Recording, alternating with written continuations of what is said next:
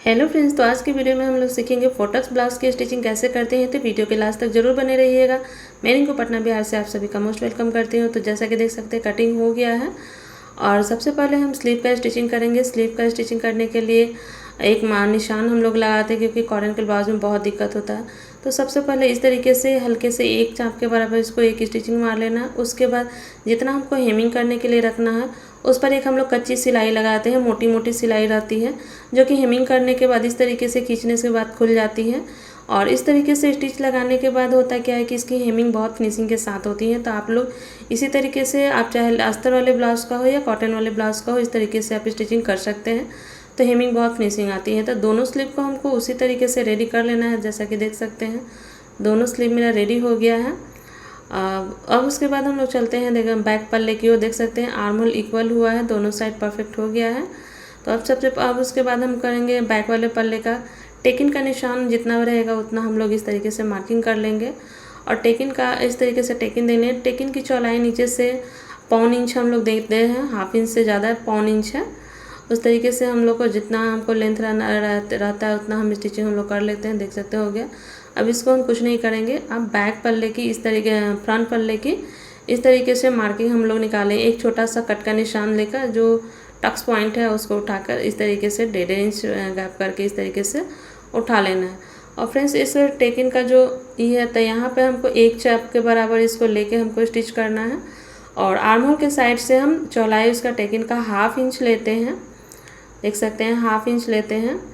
और फिर से यहाँ पर जो साइड का होता है यहाँ भी हमको एक चाप ही लेता है। यहाँ पर बहुत सारे लोग गलती करते हैं, अगर आप ज़्यादा ले लेते हो तो बस्ट में ये ज़्यादा टाइट होने लगता है। नीचे से वैसे ही 1.25 इंच का लेकर हम इस तरीके से दोनों पल्ले पर हमको टेकिन हमको ले लेना। देख सकते हैं दोनों पल्ला मेरा रेडी हो गया है।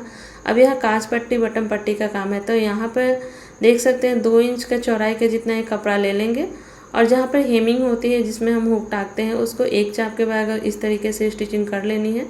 और कपड़ा यहाँ पे जो पट्टी हमारी होती है ऊपर और नीचे से थोड़ा एक्स्ट्रा हम लोग रखेंगे और ऊपर से चलाते हुए कुछ इस तरीके से हमको जितना भी पट्टी का चौड़ाई हमको रखना है उस तरीके से 1 इंच की चौड़ाई हम रखे हुए। और यहाँ पर भी इस तरह से कच्ची सिलाई हम लोग लगाते हैं। कच्ची सिलाई इसलिए लगाना ज़रूरी होता है फिर कि जब कच्ची सिलाई लगाने पर जो हेमिंग होती है ना बहुत फिनिशिंग के साथ, कहीं भी कोई भी सिकुड़न या फोल्ड नहीं होते। देख सकते हैं आगे पीछे कितना फिनिशिंग। अब यहाँ पे हेम हुआ तो कहीं से भी कोई फोल्ड या सिकुड़न नहीं आएगा।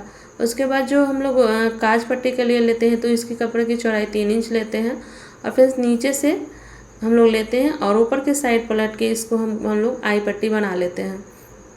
तो देख सकते हैं उसका जितना हमको चौड़ाई रखना है 1 से 1.25 इंच हम लोग रखते हैं। और इस तरीके से एकदम जहाँ पे मेरा स्टिच लगा रहता है उसी पे हमको चलाना है और एक स्टिच और रखना है गैप करने के लिए। उसी के बीच में हम लोग जो आई पट्टी होता है उसको हम बनाते हैं। तो देखिए दोनों मेरा रेडी हो गया है। अब यहाँ पे सबसे बॉडी फिटिंग का जो होता है, जो साइड फिटिंग होती है, यहाँ पे हम आपको अंडरग्राउंड जो होती है वो मैं आप लोगों को बताऊंगी। तो यहाँ पे आपको देख सकते हैं दोनों साइड सीधा रखते हुए एक चाप के बराबर इसको रख लेना है। दोनों साइड से दोनों पल्ले को आप इस बात को ध्यान रखें, दोनों सीधा होना चाहिए जब भी हम अंडरग्राउंड करते हैं। उसके बाद इस तरीके से देख सकते हैं यहाँ पे फिर यहाँ हेमिंग के लिए इस तरीके से एक चाप के बराबर पूरा स्टिच हम लोग पूरा ओवरऑल स्टिच यहाँ कर लेंगे।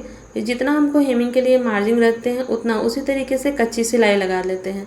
तो अगर आप इस तरीके से ब्लाउज सिलते हो तो बहुत फिनिशिंग के साथ आपका रेडी हो जाता है। फ्रेंड्स अगर वीडियो अच्छा लगे तो लाइक कमेंट शेयर करना बिल्कुल भी ना भूलें। बिगनर लोग के लिए तो बहुत ही ज़्यादा इम्पॉर्टेंट है। वीडियो का लेंथ ज़्यादा ना हो इसलिए थोड़ा सा फास्ट हुआ है। अगर इसका आप लोगों को पूरा डिटेल वीडियो चाहिए तो यूट्यूब पर आप लोग कमेंट बॉक्स में इसका यूट्यूब का लिंक रहेगा, वहाँ पे जाके आप डिटेल देख सकते हैं। तो यहाँ से जब भी हम लोग साइड फिटिंग करते हैं ना तो जो भी हम मार्किंग से कटिंग किए रहते हैं उसके अंडर में हम लोग स्टिच लगाते हैं। उसके बाद यहाँ पे ब्लाउज से हम लोग देखिए यहाँ ब्लाउज से हम लोग नापी करेंगे। उसके बाद लास्ट फिनिशिंग जो स्टिच होता है हम लोग देते हैं।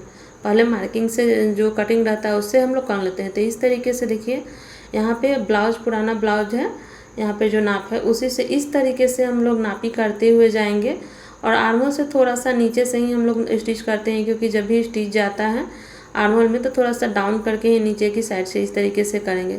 तो देखिए यहाँ पर मेरा इतना ज़्यादा है। और फ्रेंड्स जब भी हम आई पट्टी वाला रहता है ना तो वो नाप में भी उसको अलग हम निकाल देते हैं और जो हम सिल रहे हैं उसमें भी अलग निकाल के उसका माप ही करते, क्योंकि आई पट्टी किसी कोई लोग चौड़ा कोई लोग पतला रखता है, तो इसलिए उसको अलग हटा के हम लोग मार्किंग करते हैं। यहाँ पर देख सकते हैं मार्किंग, जिस मार्किंग पर हम कटिंग किए हुए हैं वह मेरा परफेक्ट था, फिर भी हमने एक अंदर में सिलाई लगाई होती है। अब यहाँ पे कमर का हम माप करेंगे, ऊपर से 1/2 इंच हमको अभी फिटिंग करना है।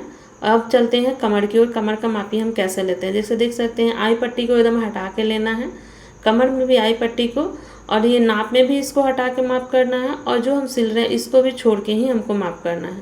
तो देख सकते हैं यहाँ पे कर लें। अब यहाँ आई पट्टी इसमें भी छोड़ दी। अब यहाँ से देखिए 4 फोल्ड कर लेंगे और उसको मापी कर लेंगे कितना हमको एक्स्ट्रा इसको फिटिंग करना है। तो देख सकते हैं 1 इंच इसका ज़्यादा करना है। तो 1 इंच पर इस तरीके से अगर बिगनर है तो एक निशान लगा लीजिए, और ऊपर से 1/2 इंच पर इस तरीके से आप मिला लीजिए, ताकि आपका स्टिचिंग बिल्कुल टेढ़ा ना हो। उसके बीच में एक और हम लोग स्टिच देते थे, जब भी आप ब्लाउज सिले तो साइड में 3 स्टिच दीजिए। अगर कस्टमर को एक स्टिच अगर खोलना हो तो खोलने के बाद भी 2 स्टिच रह जाए, तो इस तरीके से आपको साइड फिनिशिंग देनी है। अब यहाँ ब्लाउज मेरा प्रॉपर फिटिंग हो गया है, देख सकते हैं बाजू भी मेरा रेडी हो गया। अब यहाँ शोल्डर हम लोग ज्वाइंट कर लेंगे। देखिए कितना सुंदर इसका गला उला सब वगैरह अच्छा से हो गया। अब यहाँ शोल्डर फिटिंग करेंगे, उसके बाद हम लोग गले की तुरपाई पट्टी लगाएंगे। तुरपाई पट्टी लगाने के लिए देखिए फ्रेंड्स, कपड़ा अगर कम रहे तो कैसे इसको यूज़ कर सकते हैं। मेरे पास कपड़ा कम बचा हुआ था, उसको हम कैसे यूज़ किए हैं तो ये लोग आप लोग ध्यान से देखिएगा। फ्रेंड्स आप लोग से बोल रही हूँ, प्लीज़ आप लोग अगर वीडियो अच्छा लगे तो शेयर ज़रूर कीजिएगा। अब यहाँ देखिए आर्म होल मेरा बिल्कुल भी कटिंग से फिटिंग है, हमको बिल्कुल भी इसको छाटने की ज़रूरत नहीं है। तो इस तरीके से राउंड में अगर प्रोफेशनल तरीके से आप स्टिचिंग करते हो तो बाजू आप इसी तरह से गोल में आप स्टिच करो। बहुत लोग होते हैं कि साइड फिटिंग के पहले ही इसको बाजू को अटैच कर देते हैं, लेकिन फ्रेंड्स वो तरीका बिल्कुल ही गलत है। उस तरीके से कभी नहीं बाजू को अटैच करनी चाहिए। देखिए यहाँ कितना बिना कहीं कोई झोल कोई सिकुड़न पर, देखिए बाजू यहाँ कितने प्रॉपर तरीके से फिनिशिंग तरीके से बाजू यहाँ लगे हैं। दोनों को हमको जो ज्वाइंट कर लेना, देख सकते हैं दोनों ज्वाइंट हो गया है। अब चलते हैं गले में तुरपाई पट्टी कर लेते हैं। यहाँ देखिए कपड़ा मेरा यही इतना है, इसको एक स्टिच लगा देंगे और यहाँ से कट करके इसको स्क्वायर में कुछ इस तरीके से कर लेंगे। अब यहाँ अगर आप उड़ेबी आपको नहीं कट करने में बन रहा है तो आप इस पर एक निशान 1.5 इंच का एक पट्टी ले लीजिए और इस तरीके से निशान लगा लीजिए। उसके बाद इसको कट करके निकाल लीजिए, तो आपका गड़बड़ नहीं होगा।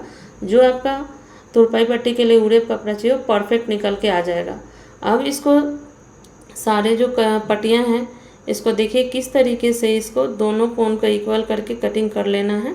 अभी सारी जो पट्टी है उसको इस तरीके से अटैच करना है।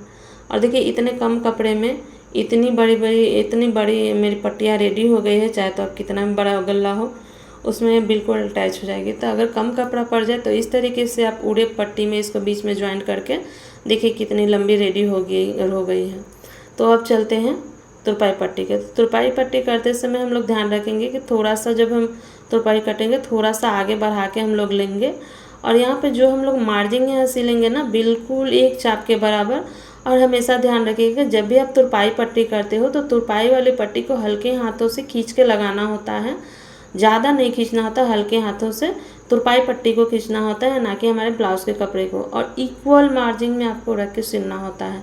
अगर इस तरीके से आप अगर स्टिच करोगे तो मेन देखिए ब्लाउज़ का गला होता है और सूट में हमारा दामन होता है। अगर ये चीज़ दोनों में आप परफेक्ट फिनिशिंग के साथ बनाना सीख गए तो परफेक्ट आप स्टिचिंग कर पाओगे। इस तरीके से ऊपर से भी इक्वल मार्जिन रख के हमको पट्टी पर एक स्टिच हमको लगाना है, और जो भी हम मार्जिन रखे हैं उसको पट्टी के साइड हमको रखते हुए और स्टिच करना है। और परफेक्ट आप लोग इक्वल रखिएगा, नहीं तो गला में जब आप हेम करोगे ना तो कहीं चौड़ा कहीं पतला इसीलिए हो जाता है। तो थोड़ा सा धीरे काम करो, बारीकी से काम करो।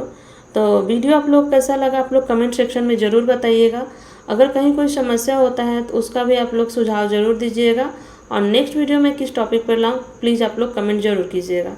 और इसका अगर और डिटेल में वीडियो आपको देखना है तो मेरा कमेंट बॉक्स में यूट्यूब का लिंक है, वहाँ जाकर आप लोग देखिए। और अभी तक मेरे चैनल को फॉलो नहीं किए तो फॉलो कर लीजिए, यूट्यूब पर है तो आप सब्सक्राइब कर लीजिए और इसी तरह हमारे साथ बने रहिए। तो यहाँ पर देखिए प्रॉपर तरीक़ा से यहाँ मेरा ब्लाउज़ का काम परफेक्ट एकदम हो गया है। तो मिलेंगे हम लोग नेक्स्ट वीडियो में, तो मिलते हैं नेक्स्ट वीडियो में। तब तक के लिए टेक केयर, बाय बाय। देखिए कितना अच्छा गला हो गया। Thank you so much. Video में बने रहने के लिए बहुत बहुत धन्यवाद।